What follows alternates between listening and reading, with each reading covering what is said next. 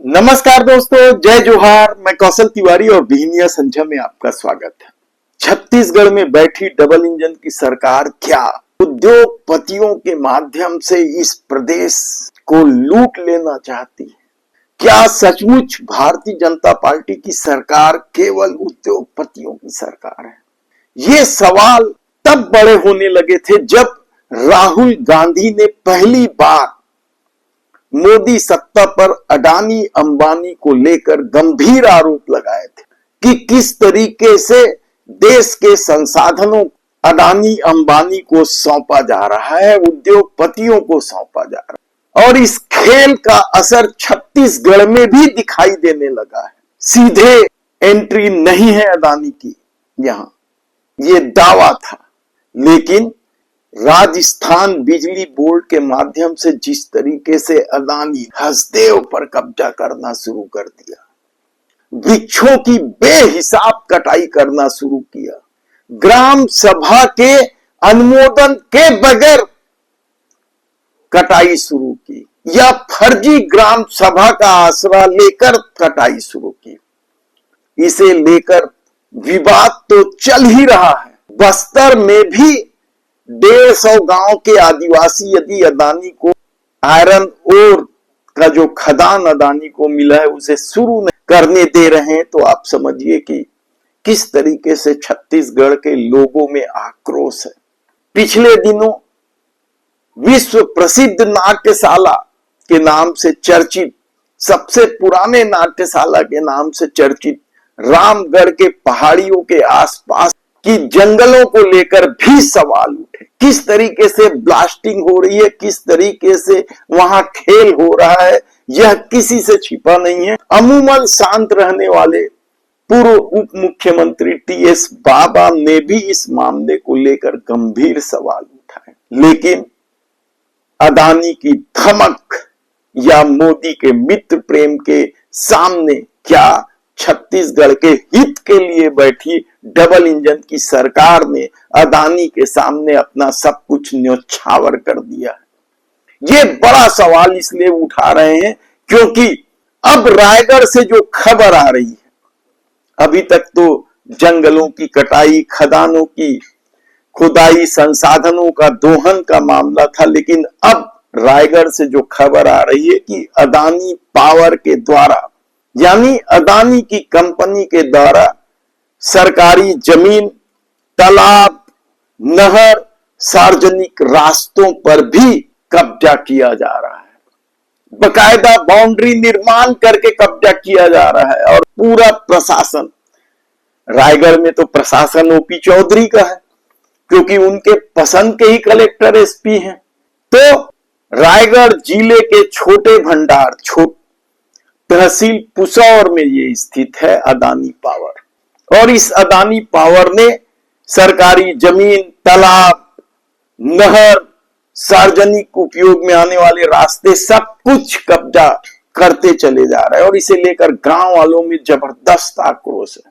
शिकायत के आधार पर 28 फरवरी 2024 को, यानी लगभग 2 साल पहले, कह दो 1.5 साल पहले, इसके सीमांकन का कार्य हुआ था।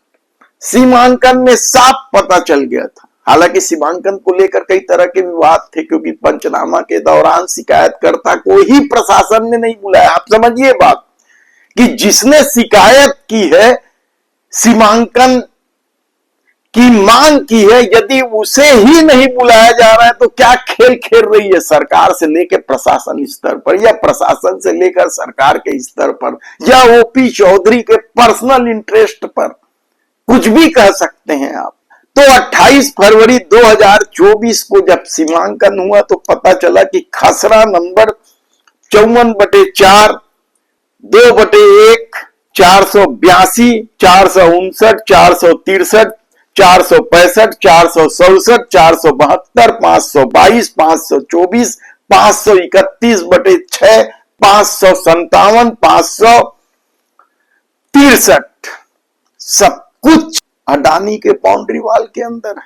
इन जमीनों का वो एसटी रीडिंग भी दर्ज है। आप सोचिए अत्यधिक आधुनिक टेक्नोलॉजी के सहारे जो दर्ज किए जाते हैं सरकारी रिकॉर्ड में, वह सब भी दर्ज है। और इन जमीनों में सरकारी भूमि तो है ही है, परत भूमि तो है ही है, तालाब भी शामिल है, नहर भी निकला गया है, उसे भी क्षति पहुंचाई गई है, और सार्वजनिक रास्ते भी थे, सब कुछ कब्जा कर लिया अडानी ने। पिछले दिनों फिर गांव वालों ने कार्रवाई नहीं होते देख कलेक्टर से मुलाकात की, उन्हें ज्ञापन सौंपा। ये क्या खेल हो रहा है छत्तीसगढ़ में? किस तरीके से छत्तीसगढ़ को लूटने के इस खेल में समूची सत्ता शामिल हो गई है। अडानी पर कितने गंभीर आरोप हैं। अमेरिका में तो उन्हें सजा तक हो जाएगी तो कोई अचरज की बात नहीं। अमेरिका में बुरी तरीके से फंसे हैं, वहां से पैसा उठाकर दूसरे क्षेत्र में लगाने को लेकर, फेक कंपनियों के माध्यम से पैसे को लेकर सेबी से लेकर दुनिया भर के आरोप थे, बड़ी भी हो रहे हैं क्योंकि मोदी के मित्र हैं।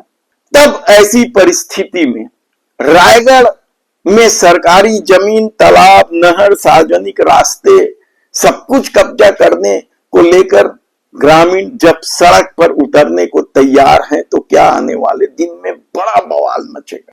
दुनिया भर की स्थिति के बारे में हम नहीं कहते कि सत्ता के इसी तरह की लापरवाही या मनमानी की वजह से क्या कुछ हुआ है पड़ोसी देशों में, यहां तक कि फ्रांस में भी लोगों ने सड़क पर उतरकर विरोध जताया था।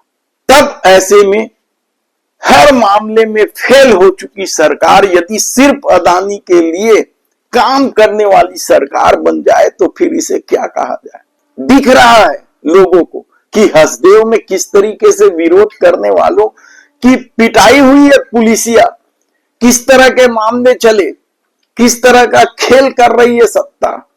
तब देखना है कि रायगढ़ में जो ज्ञापन दिया है कलेक्टर की, क्या इतनी हिम्मत है?